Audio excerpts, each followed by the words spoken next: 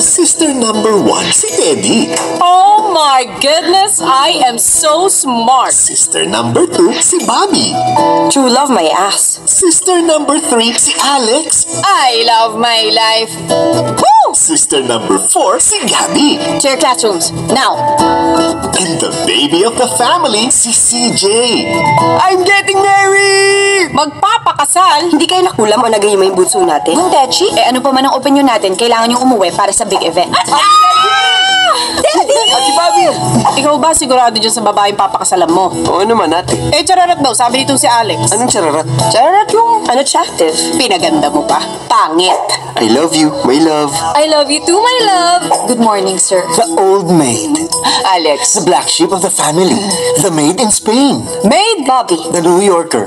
Caregiver. I am a corporate communications manager. I am required to have an extensive vocabulary so I never use inane and poorly worded language like black sheep and old maid to describe the people I just met. Nakaka-nosebleed yun. Hello!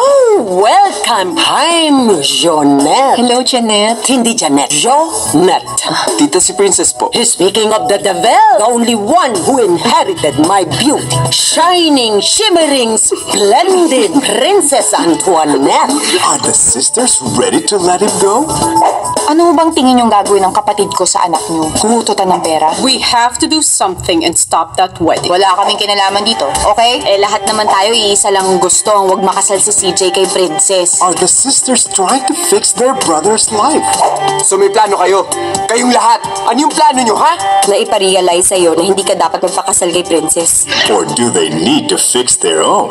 Kapag ikaw nagbiro, kahit masakit, okay lang. Kaya nga joke yun, hindi ka dapat nasasaktan doon. Don't give comments about my personal life because I don't give comments about yours. Pag-aaway-awayan ba natin to ngayon? Why do I even have to take side? Okay na, talo na ako. Talo na ako. Si CJ pa ba ang pinag-uusapan natin?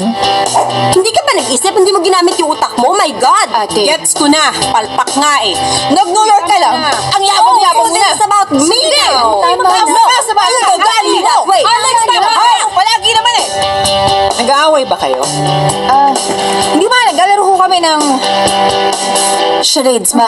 As Star Cinema celebrates 20 years of bringing life, love, and hope on the big screen, we proudly present, for the first time, a gathering of today's biggest stars on film, Four Sisters and a Wedding.